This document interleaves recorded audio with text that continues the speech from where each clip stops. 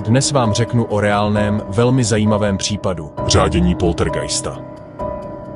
A když říkám řádění, nemyslím tím lehce rozhoupané houpací křeslo v průvanu nebo jiné časté paranormální jevy, které jsou nahrané různě na internetu z různých koutů světa.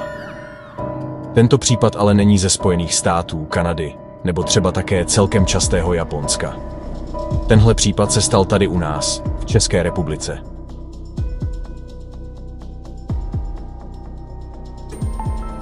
V roce 1985 se v domku rodiny Smolkových ve vesnici Bohučovice odehrály zvláštní události, které byly později nazvány bohučovickým fenoménem.